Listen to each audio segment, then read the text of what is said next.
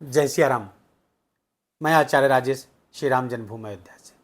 प्रिय दर्शकों, मोक्ष, मुक्ति, आध्यात्मिकता के कारक ग्रह केतुदेव 29 मार्च से सिंहासन राज सत्ता के कारक नक्षत्र मघा नक्षत्र पर गोचर करना प्रारंभ कर देंगे, जहां पर वो 5 दिसंबर 2026 तक रहेंगे। लगभग 8 महीनों के लिए केतु का गोचर 18 वर्ष बाद अपने ही नक्षत्र पर होने जा रहा है। अर्थात केतु मघा नक्षत्र का स्वामी होता है, 18 वर्ष बाद अपने नक्षत्र पर आया है। जब केतु मघा नक्षत्र पर आता है तो केतु का साम्राज्य स्थापित हो जाता है। और इस समय देखने वाली बात हो यह है कि ठीक 180 डिग्री पर रोटेट कर रहे ग्रह राहु भी अपने ही नक्षत्र पर गोचर कर रहे हैं, शतभिषा नक्षत्र पर।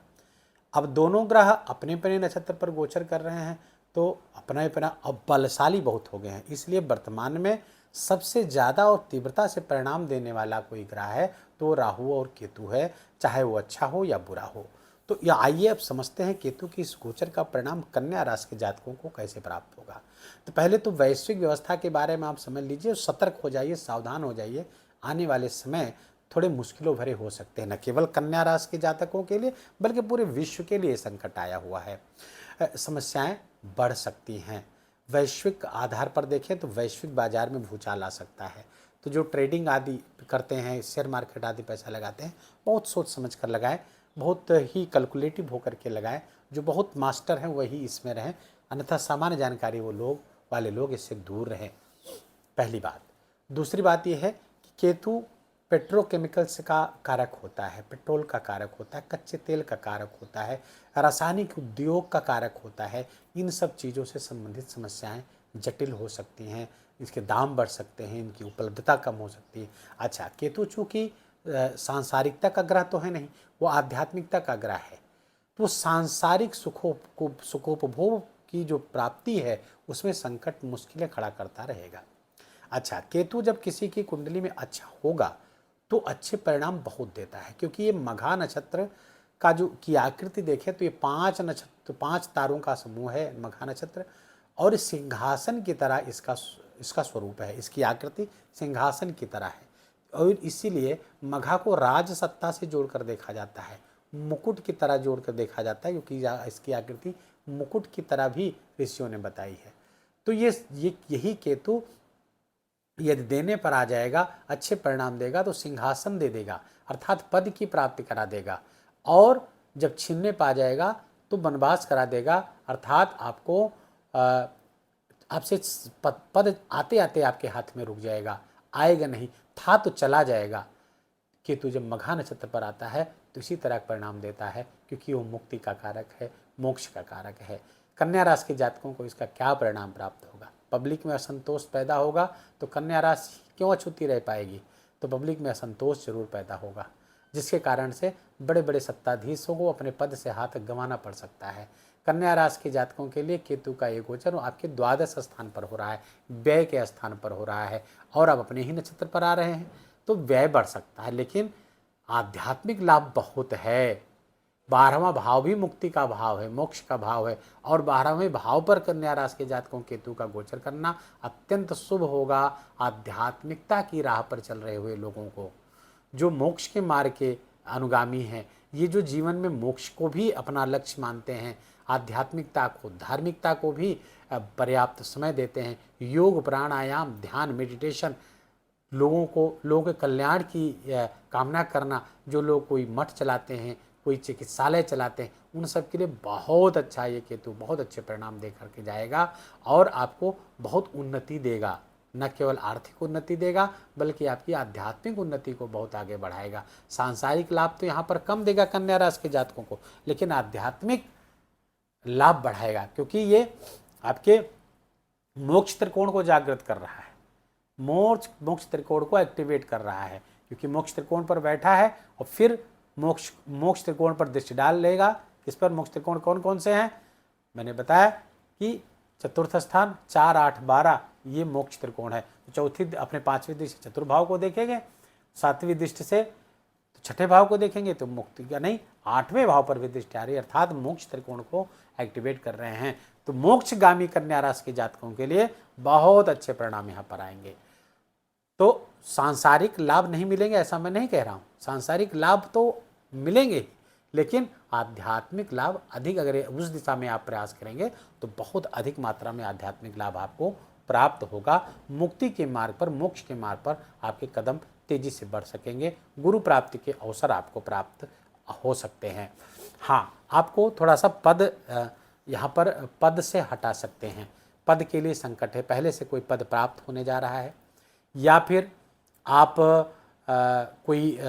ऐसा कोई काम कर रहे थे जिसमें आपको प्रमोशन होने जा रहा था, तो ये केतु यहाँ से आपको दूर कर सकते। कोई अड़चन आ सकती, कोई परेशानी आ सकती, परिवर्तन आ सकता है, बदलाव आ सकता है, खर्चे आपके अत्यधिक बढ़ जाएंगे, मेडिसिन पर भी खर्चे बढ़ेंगे, लेकिन उसके सकारात्मक परिणाम भी आएंगे। केतु वहाँ गए हैं तो जो खर्चे हैं वो सकारात्मक होंगे।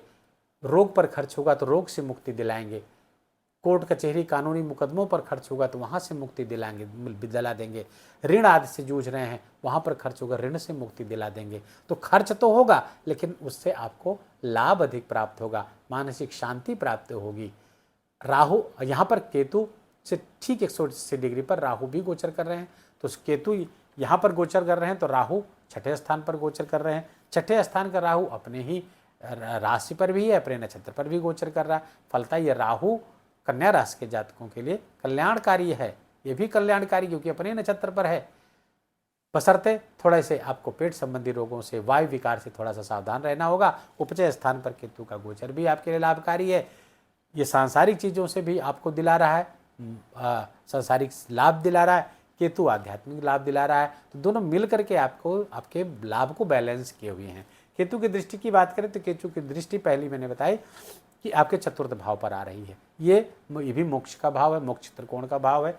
तो यहाँ पर चतुर्थ भाव पर केतु की दृष्टि का आना, और यहाँ पर गुरु की राशि ऑलरेडी विराजमान है, तो यहाँ पर केतु अच्छे परिणाम देगा। सांसारिक सुखोपभोग की चीज़ें यहाँ पर जितनी आवश्यक है आपको प्राप्त होंगी, लेकिन उसके कारण आपको धन व्यय करना पड़ेगा तो प्राप्त होंगी। घर के वातावरण में कुछ आध्यात्मिक अनुष्ठान होते हुए दिख रहे हैं कन्या राशि के जातकों को, कुछ आध्यात्मिकता का वातावरण बढ़ता हुआ दिख रहा है।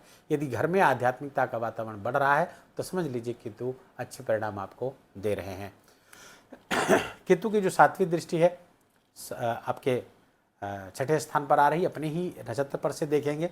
कुछ ऑपरेशन की संभावना बन सकती है, लेकिन रोग हमेशा के लिए चला जाएगा, इसकी भी गारंटी है।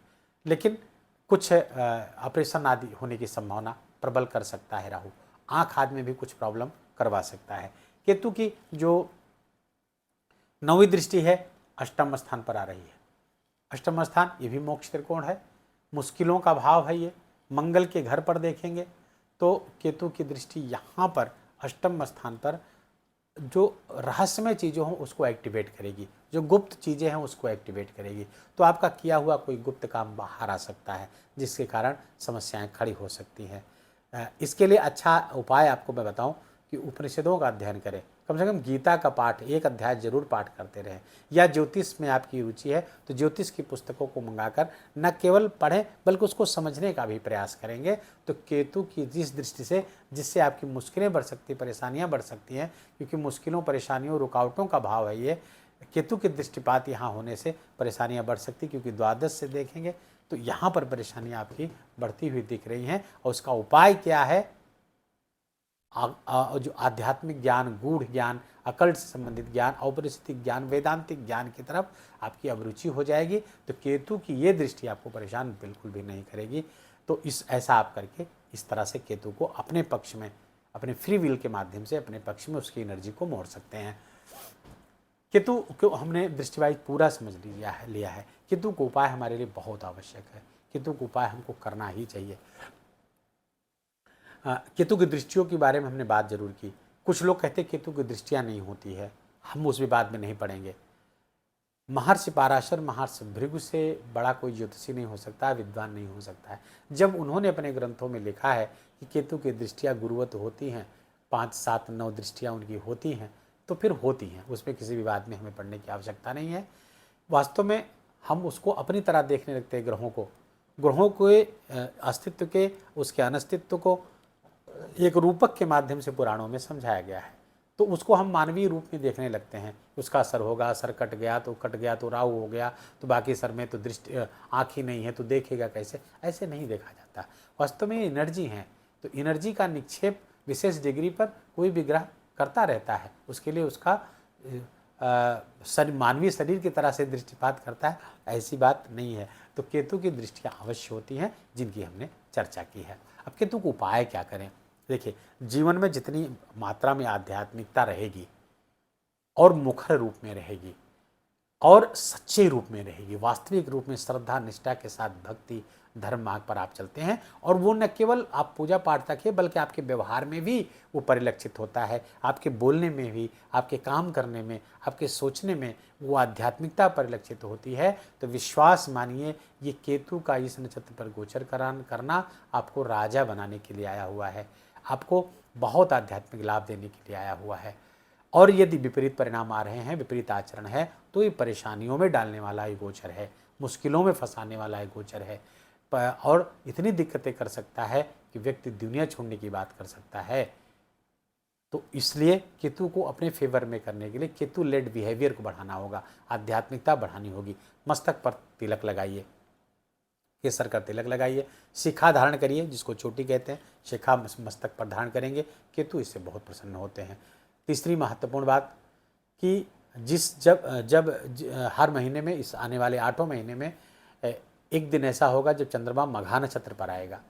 उस समय हमें अपने पितरों को श्राद्ध और तर्पण करना चाहिए। ना भी श्राद्ध कर सके तो तर्पण बहुत सामान्य है, आप समझ सकते हैं, किसी से मिल करके तर्पण कर सकते हैं या किसी ब्राह्मण को बुलाकर अपने घर पे करवाइए। महीने में एक बार, ये 8 महीने लगातार करेंगे, केतु का परिणाम अच्छा होगा, क्योंकि मघा का जो अधिदेवता, मघा के अधिदेवता पितर होते हैं, पितर प्रसन्न होते हैं तो केतु भी प्रसन्न होते हैं।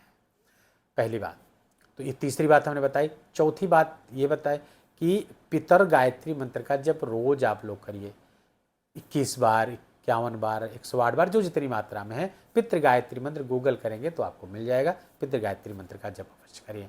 एक मंत्र और जप करने का निवेदन करूंगा, जिसे महर्षि वेदव्यास ने लिखा हुआ है नवग्रह स्तोत्र में, पलाश पुष्प संकाशम तारकाग्रह मस्तकम रौद्रम रौद्रात्मकम घोरम तम केतुम प्रणमाम्यहम। इस मंत्र का भी 108 बार जप यदि आप करते हैं तो विश्वास मानिए केतु का कोई नकारात्मक परिणाम आपको प्राप्त नहीं होगा। इस बदलती हुई, तेजी से बदलती हुई दुनिया के इस भयावह वातावरण में भी आप सहज रह पाएंगे।